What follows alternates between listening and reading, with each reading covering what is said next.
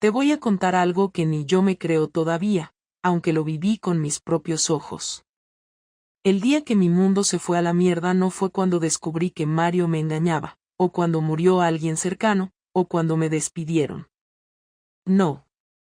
Fue el día que serví la cena en mi propia casa, para mi marido y su amante. Sí. Tal como lo lees. Yo, como una idiota, puse la mesa, abrí un vino bueno, preparé una lasaña casera y serví el plato con una sonrisa.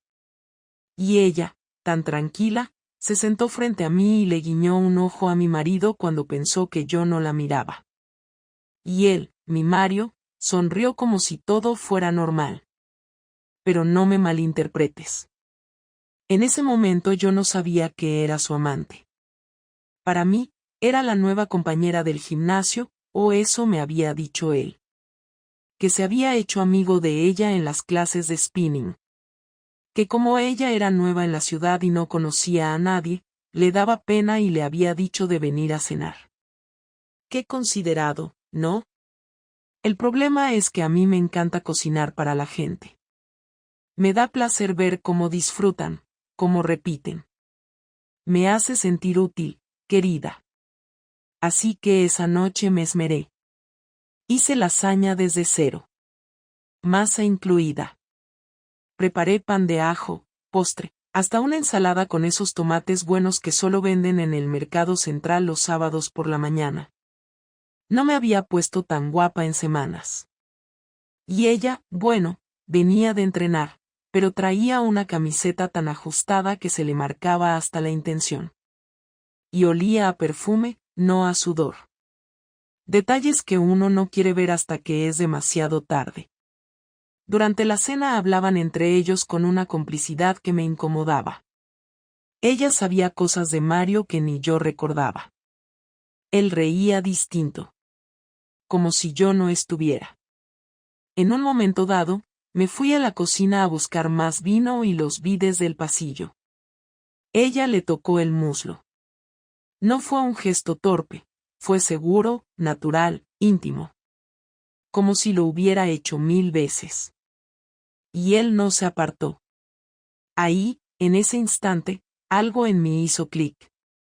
No tuve una explosión de celos, ni un ataque de rabia. Solo sentí como algo dentro se apagaba. Volví a la mesa, les serví el vino, y les dije que tenía dolor de cabeza, que me iba a acostar. Y lo hice. Me metí en la cama, apagué la luz, y esperé. No escuché nada raro. Ni risas, ni susurros, ni gemidos. Pero al rato oí la puerta. Ella se iba. Mario no subió enseguida. Se quedó abajo, quizás limpiando, o quizás. No sé. Ya que más daba. A la mañana siguiente, todo fue normal. Desayunamos como siempre. Me besó en la frente. Se fue al trabajo. Y yo me quedé en casa, sentada frente a la taza del café frío, pensando en que la noche anterior había dado de cenar a la mujer que se follaba a mi marido. Y aquí es donde se pone jodido. Porque no hice nada. No lo confronté. No le pregunté. Ni siquiera le espié el móvil. Porque la verdad es que en ese momento, algo en mí se rompió, sí. Pero otra parte se despertó. Una parte que llevaba años dormida. Y ahí fue donde empezó todo. Una semana después de aquella cena, Mario se fue a Valencia por trabajo. 2 noches, según él. Iba a visitar unas instalaciones de la empresa y volvería el jueves por la tarde. Me dio un beso en la frente antes de salir, otra vez, como si fuéramos 2 ancianos resignados a la rutina. No discutimos, no hubo frialdad evidente, pero entre nosotros ya se había instalado ese silencio incómodo que no sabía si era indiferencia o miedo a preguntar. Y yo, en lugar de quedarme en casa dándole vueltas a lo de la cena, decidí hacer algo que nunca había hecho. Salí. No tenía un plan. Me vestí bien, lo justo para sentirme distinta, ni provocativa ni invisible. Me fui a tomar algo sola. Era martes, y los bares no estaban llenos, lo cual me pareció perfecto. Entré en uno pequeño, de esos que no tienen música fuerte, donde podés escuchar a los que están en la mesa de al lado sin querer hacerlo. Me pedí un vino blanco y me senté cerca de la ventana. Al principio solo pensaba en todo lo que no había dicho en los últimos meses. No pensaba en vengarme ni hacer nada raro. Solo quería sentir que aún estaba viva, que alguien me mirara con interés, aunque fuese por unos minutos. Fue allí donde lo vi. No a Mario. A uno de sus compañeros de trabajo. No éramos amigos, pero lo había visto varias veces en cenas de empresa y comidas de Navidad. Se llamaba Sergio, y venía con otra gente, pero me reconoció. Me saludó con una sonrisa y se acercó a mi mesa. Clara, ¿qué haces sola? Me dijo con un tono que no era burla, sino curiosidad real. Tomando algo. ¿Y tú? Reunión con unos clientes. Pero ya estamos de cierre. ¿Te importa si me siento un momento? Le dije que no. Se sentó. Charlamos un poco, lo típico, cómo va todo, qué tal el trabajo. Nada personal. Pero hubo algo en su forma de mirarme, de escucharme sin prisas, que me hizo sentir cómoda. Me preguntó si Mario estaba también en Valencia. Me sorprendió. Yo no había dicho que se había ido. ¿Cómo sabes que está en Valencia? Le pregunté, intentando sonar casual. Sergio se dio cuenta de que había hablado de más, porque titubeó antes de responder. Bueno, él comentó que iba a hacer el viaje con Susana, la nueva, la que estuvo en vuestra casa el otro día. El silencio que siguió fue pesado. Yo lo sostuve con la mirada y él bajó los ojos. Pensé que lo sabías, añadió rápido, casi en un susurro. No dije nada. No me hizo falta. Ya no había duda. Ya no era una sospecha, ni un gesto raro, ni una corazonada. Era eso. Mario se había llevado a su amante a un viaje de trabajo. Y nadie me lo había dicho porque todos pensaban que yo ya lo sabía o que era mejor no meterse. Sergio intentó recomponer la conversación, cambiar de tema, pero ya no podía. Me excusé diciendo que estaba cansada y me levanté. Él me siguió hasta la salida. Clara, perdón si metí la pata. No pasa nada, le dije sin emoción. Si necesitas hablar, o lo que sea, de verdad, no tienes que pasar esto sola. Lo miré y asentí, aunque en mi cabeza no pensaba en hablar. Pensaba en algo que no había hecho en 14 años. Volver a acostarme con alguien que no fuera mi marido. No fue esa noche. Ni la siguiente. Pero fue pronto. Demasiado pronto. Una parte de mí estaba buscando una excusa, cualquier excusa, para justificar lo que ya tenía decidido hacer. No por despecho. No por igualar las cosas. Era algo más primitivo, menos racional. Era como si necesitara mancharme también para dejar de sentirme estúpida. Cuando Mario volvió, yo ya había estado con Sergio. Fue en su coche, después de una cena absurda, rápida, como si ambos supiéramos que lo importante no era la comida. No fue romántico, ni especial, ni apasionado. Fue torpe, directo y necesario. Ni siquiera me sentí mal después. Tampoco bien. Fue como tachar una casilla en una lista imaginaria. Ahora ya está. Ya no hay inocentes en esta casa. Mario volvió contento. Muy contento. Más cariñoso de lo normal, como si ese viaje le hubiera reseteado algo. Me trajo una crema de manos de regalo, como si eso compensara todo. Me abrazó más de lo habitual. Me preguntó si me había sentido sola, si había hecho algo interesante. Mentí sin dudar. Le dije que había visto series, leído un poco, salido con una amiga. Y él no preguntó más. Los días siguientes fueron raros. Él estaba más atento, como si intuyera algo pero no se atreviera a comprobarlo. Yo estaba más tranquila, porque ya no me sentía inferior, ni ridícula, ni fuera de juego. Ahora jugábamos los dos.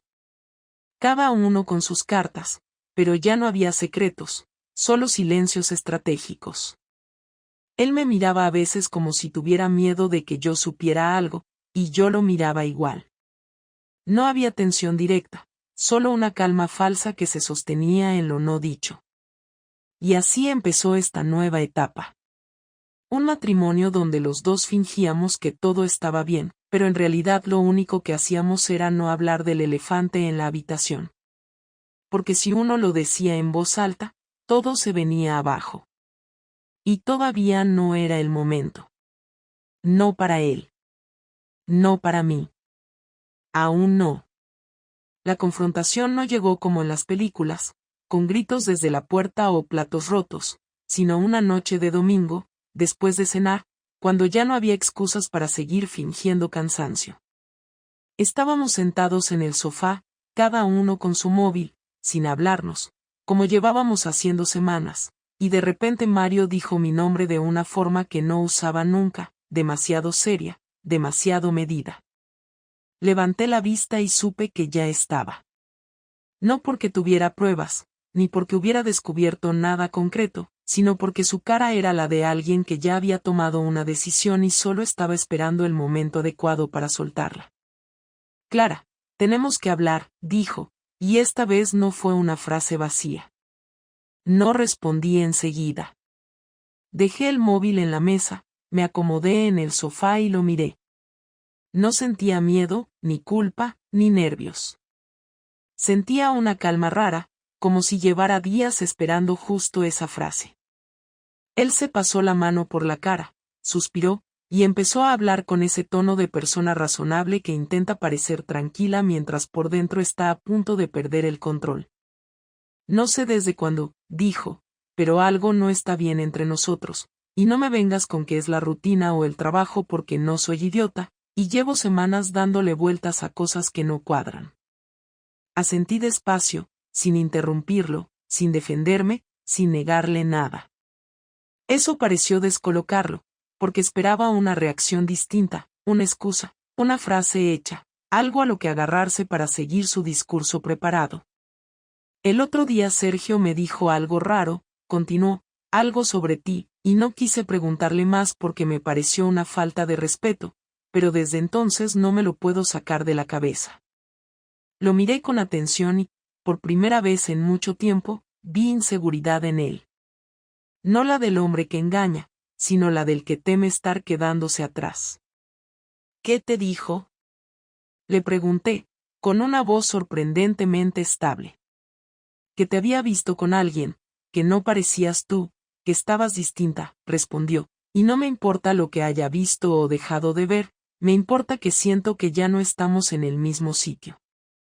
Ahí fue cuando me incliné hacia adelante y apoyé los codos en las rodillas, porque seguir fingiendo no tenía sentido, y porque yo también llevaba semanas acumulando frases que ya no podía seguir guardando. Mario, no me mires así, le dije, porque los dos sabemos que esto no empezó conmigo. Se quedó quieto. No negó. No preguntó. Solo apretó la mandíbula y desvió la mirada hacia la ventana. ¿Desde cuándo lo sabes? Preguntó al fin.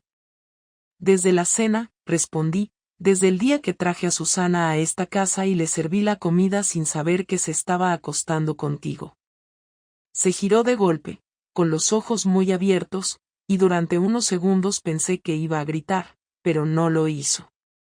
Se levantó del sofá y empezó a caminar de un lado a otro del salón, pasándose las manos por el pelo, murmurando cosas que no llegué a entender. Cuando volvió a mirarme, ya no había rabia, solo una mezcla de vergüenza y enfado mal dirigido. No fue así, dijo, no fue como lo estás diciendo. Claro que fue así, contesté, lo que pasa es que no te gusta cómo suena cuando lo dices en voz alta. Intentó justificarse, como hacen todos, diciendo que no era algo serio, que solo había pasado una vez, que estaba confuso, que se había dejado llevar, que no quería hacerme daño, que no sabía cómo decirlo. Escuché todo sin interrumpirlo, porque ya había oído ese discurso 1000 veces en historias ajenas, y porque no me movía nada por dentro. Cuando terminó, me miró esperando algo, quizás lágrimas, quizás reproches, quizás un intento de salvar lo que quedaba. Yo también estuve con alguien, le dije, sin elevar la voz, sin dramatismo, sin pausa teatral. Se quedó helado. Literalmente. Como si no hubiera contemplado esa posibilidad en ningún momento. Volvió a sentarse en el sofá, esta vez más despacio, y me miró como si acabara de conocerme. ¿Cuándo? Preguntó. Después de tu viaje, respondí, y antes de que me mires como si fuera la mala, piensa un segundo en lo rápido que te resulta asumir que tú podías hacerlo, pero yo no. No gritó. No me llamó nada. No se levantó furioso. Lo que hizo fue algo mucho más incómodo. Se quedó en silencio durante un rato largo, demasiado largo, y cuando habló, su voz sonaba distinta, más baja, más contenida. Entonces ya está, dijo, ¿no? No lo sé, contesté, por eso estamos hablando. Discutimos durante horas, pero no fue una pelea explosiva, sino algo más desgastante, más crudo, donde salieron reproches viejos, frases que llevaban años acumulándose, cosas pequeñas que nunca parecieron importantes hasta que se juntaron todas. Él me dijo que se había sentido desplazado, que yo ya no lo miraba igual, que todo le parecía automático. Yo le dije que llevaba años sintiéndome sola estando acompañada, que no necesitaba un amante sino atención, y que aún así había acabado buscándola fuera. No te reconozco, me dijo en un momento. Yo a ti tampoco, le respondí. Cuando nos fuimos a la cama esa noche, no dormimos juntos. Él se quedó en el sofá y yo en el dormitorio. No lloré. No sentí alivio. Solo un cansancio profundo, de esos que no se quitan durmiendo. Sabía que nada volvería a ser como antes, y que a partir de ahí ya no había marcha atrás. Lo que no sabía todavía era hasta dónde estaba dispuesto a llegar Mario, porque aunque yo pensaba que lo peor ya había pasado, la verdad es que la parte más dura aún no había empezado. Mario no dijo mucho en los días siguientes. Se movía por la casa como un invitado molesto, con una calma extraña que no se correspondía con lo que habíamos vivido. No preguntó más detalles, no exigió explicaciones, tampoco me insultó ni rompió nada. Se limitaba a cumplir con lo justo, ir a trabajar, volver, calentar algo en el microondas, ducharse, meterse en la habitación de invitados y cerrar la puerta. Esa distancia no me tranquilizaba. Me ponía más nerviosa que una pelea. Porque cuando una persona actúa como si ya no necesitara decir nada, es porque ya ha tomado una decisión. La primera señal clara llegó el viernes. Me llamó una compañera de la gestoría para preguntarme si pensaba ir a la reunión con la nueva directiva. Le dije que no tenía idea de eso, que no estaba en el calendario. Ella me dijo que sí, que estaba programada desde hacía una semana. Me conecté al correo, pero no tenía nada. Entré al sistema de notificaciones y mi cuenta había sido desvinculada. No entendía qué pasaba. Llamé a la oficina. Me respondieron desde Recursos Humanos. Me dijeron que había habido una revisión interna y que, por protocolo, mi contrato estaba en suspensión temporal hasta aclarar ciertos temas. No supieron o no quisieron darme detalles. Lo único que dijeron es que la empresa tenía derecho a hacerlo. Me quedé sentada frente al portátil varios minutos sin moverme. No podía ser casualidad.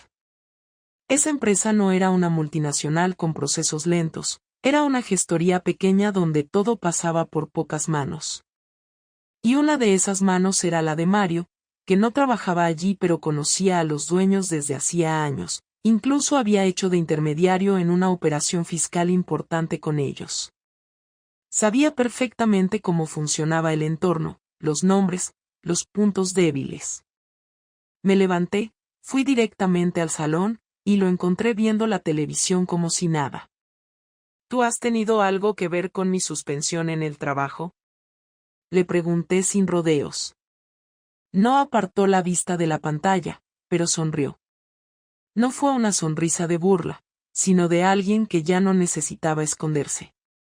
¿De verdad crees que me voy a quedar de brazos cruzados mientras me mientes en mi cara y encima te paseas por ahí como si nada hubiera pasado? ¿Qué hiciste?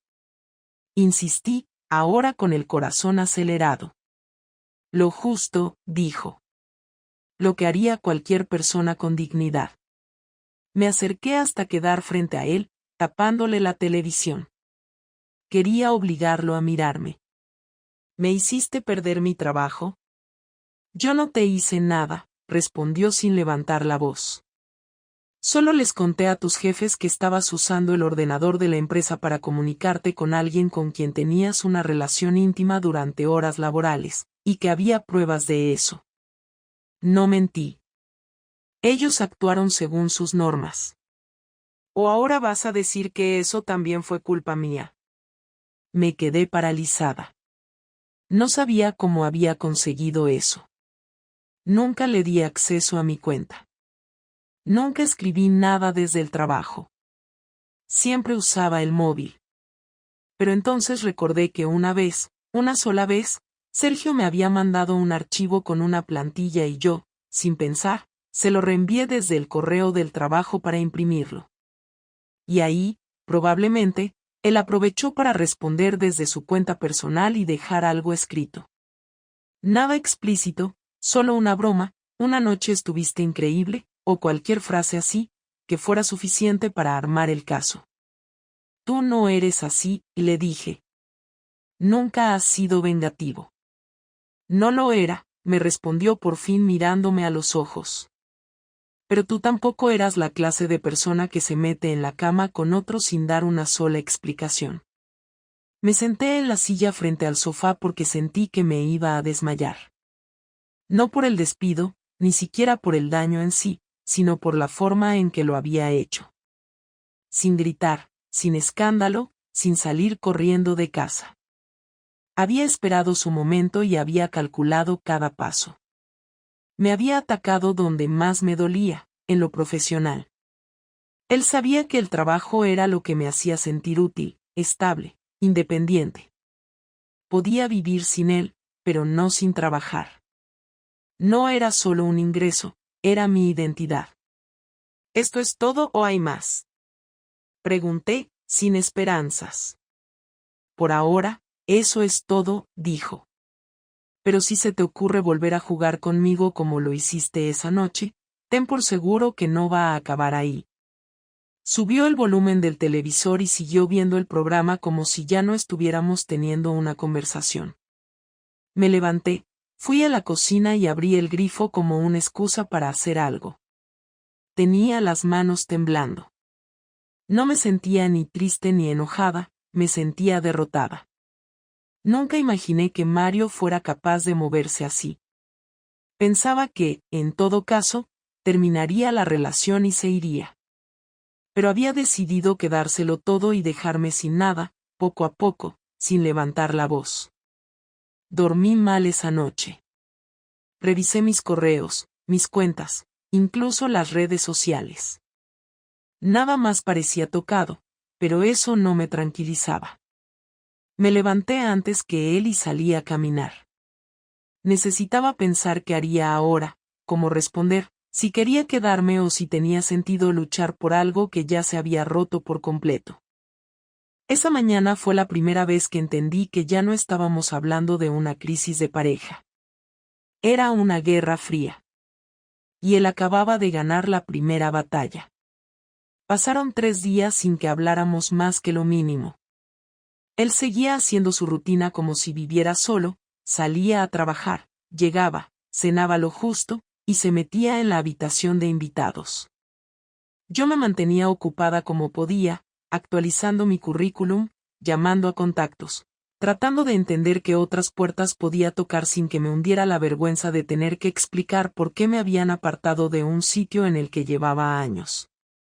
Una parte de mí todavía pensaba que todo podía revertirse, que quizás con el tiempo él se calmaría, que si nos sentábamos y hablábamos de verdad, sin reproches, podíamos tomar una decisión más sensata.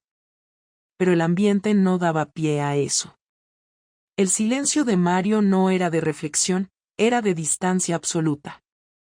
Me miraba como si yo ya no fuera parte de su vida, como si fuera alguien que había dejado de respetar, no por haberle sido infiel, sino por haberle mentido durante tanto tiempo.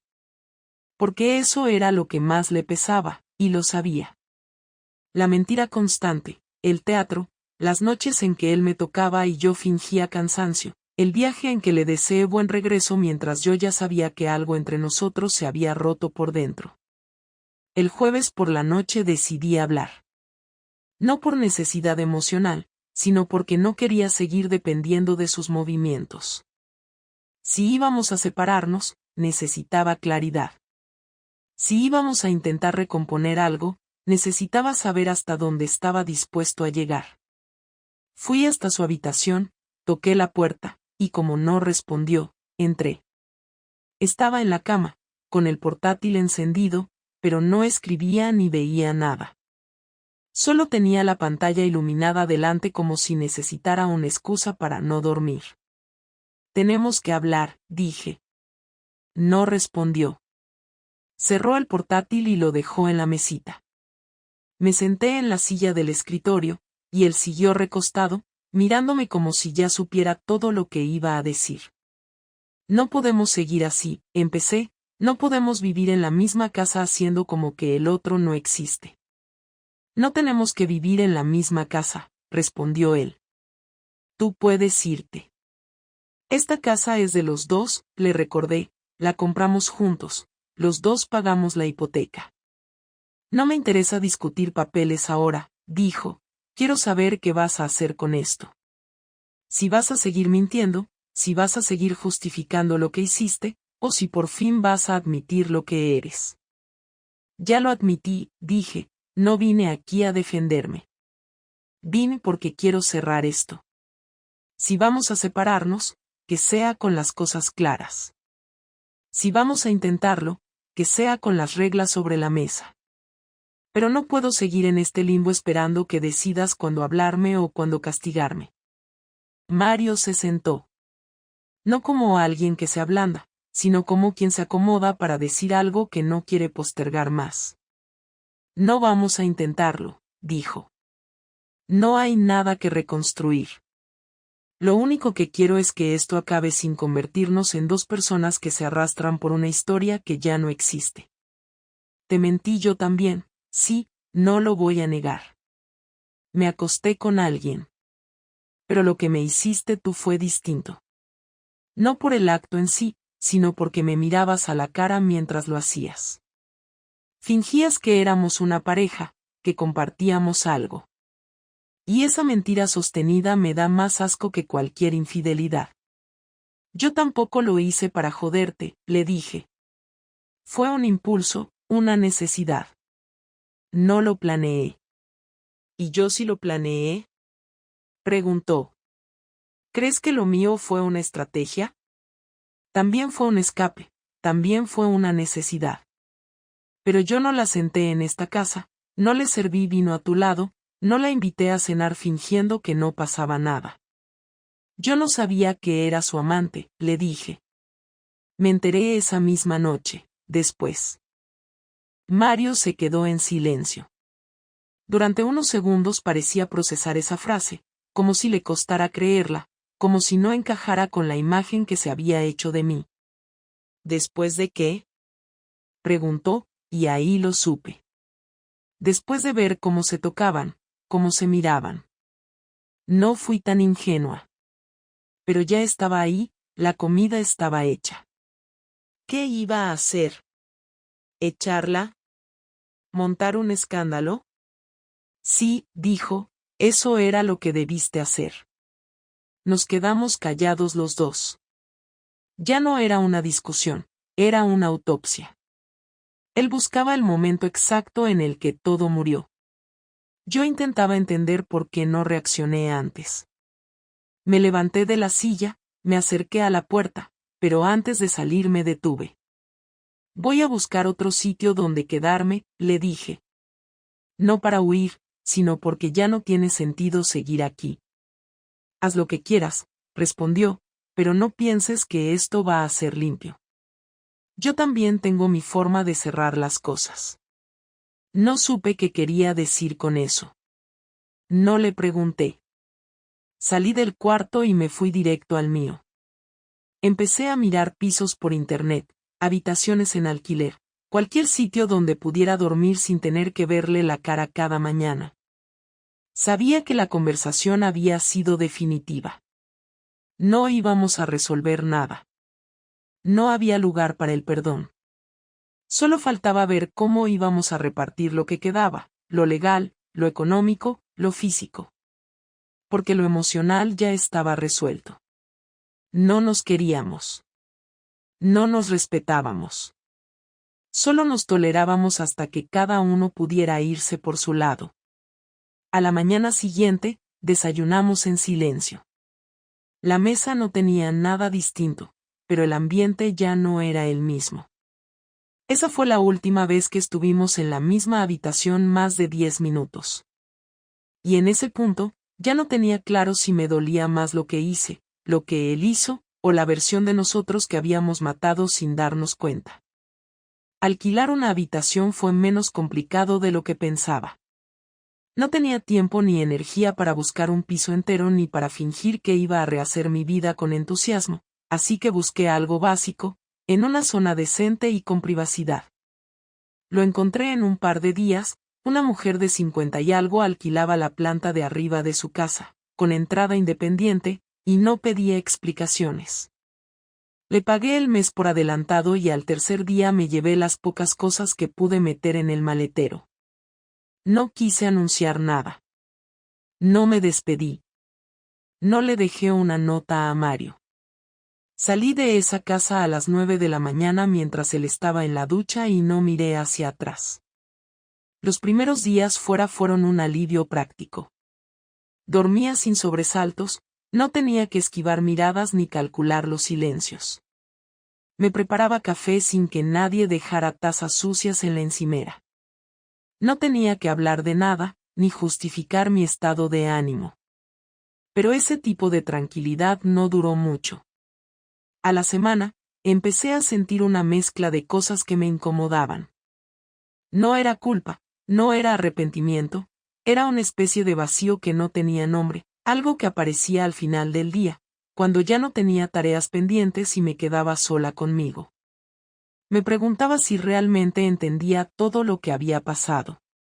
Si había sido tan culpable como él decía, si podía señalar en qué punto exacto dejé de querer luchar por la relación y empecé a hacer solo lo mínimo para no perderla. Intenté hablar con Sergio una tarde. Pensaba que después de todo lo que había pasado, él podía ser una referencia, un punto de conexión. Le mandé un mensaje, me respondió cortés pero frío. Quedamos para tomar algo. Llegó puntual, hablamos de temas generales, pero noté que él ya no era parte de nada. Había tomado distancia. Me dijo que había empezado a salir con alguien y que estaba tratando de no repetir errores. No me lo dijo como reproche, fue casi con cuidado. Como quien quiere dejar claro que no busca conflicto pero tampoco segundas vueltas. Lo entendí. Y no insistí. Nos despedimos con 2 besos incómodos y ninguno propuso repetir. Con el paso de las semanas, tuve que asumir que todo estaba cambiando demasiado rápido. Mario no me había llamado ni una sola vez desde que me fui. No para reclamar, no para preguntar por el alquiler, ni para hablar de lo legal. Silencio absoluto.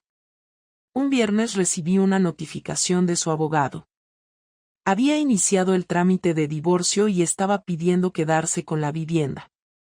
En el informe adjuntaba una lista de razones que justificaban su solicitud: estabilidad económica, arraigo residencial, perjuicio emocional, Y un punto que me dolió más que todos los anteriores, porque no era una excusa legal sino una forma de dejarlo por escrito. Mi exesposa rompió los acuerdos básicos de confianza de nuestra convivencia.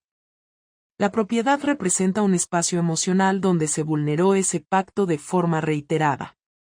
No contesté inmediatamente.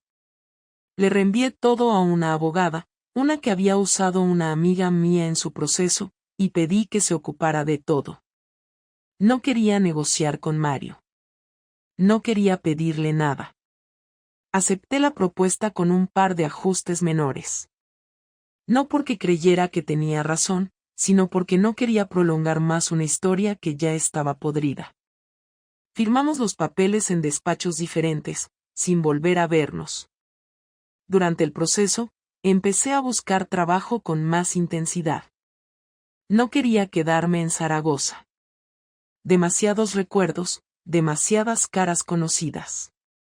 Mandé currículums por toda la provincia y también fuera. Después de 2 entrevistas, me llamaron de una gestoría en Pamplona. Un puesto con menos sueldo pero con posibilidades de crecimiento. Acepté. En menos de 3 semanas estaba haciendo cajas otra vez. Volvía a empezar, ahora de verdad. Sin pareja, sin casa, sin muebles propios, sin excusas. El día que salí de Zaragoza no fue triste. Fue raro. No lloré, no me despedí de nadie salvo de 2 amigas que me desearon suerte. No hice balance, no tomé fotos, no pasé por la casa de Mario. Solo me subí al coche y conduje. Pensé en todo lo que había dejado atrás y me pregunté si algún día me iba a perdonar del todo. No por haber engañado, sino por haberme dejado ir tanto tiempo antes. Por haber fingido que todo estaba bien cuando no lo estaba. Por no haber hablado a tiempo. Por no haber tenido el valor de decir, esto se acabó, aunque todavía no haya gritos ni insultos. Ahora, después de todo, lo que me queda no es rencor. Ni hacia él, ni hacia mí. Es otra cosa, una especie de reconocimiento tardío. Me equivoqué. Jugué sucio. Fui cobarde. Y él también. Nos fallamos sin escándalos. Nos convertimos en 2 personas que compartían espacio pero no vida. No sé si fue el desgaste o si simplemente dejamos de querernos y no supimos aceptarlo. Solo sé que ahora tengo que empezar desde cero. Y esta vez, quiero hacerlo bien. Pamplona no es un lugar perfecto, pero es mío ahora. Voy al trabajo caminando, tengo una compañera con la que me río en los almuerzos, y empiezo a dormir de un tirón. A veces, me despierto con la sensación de que todavía estoy allí, con Mario, en esa casa, preparando café para 2. Pero enseguida abro los ojos y sé que eso ya no existe. Que la historia terminó. No bien, no mal. Solo terminó. Y por primera vez en mucho tiempo, eso no me duele. Me alivia.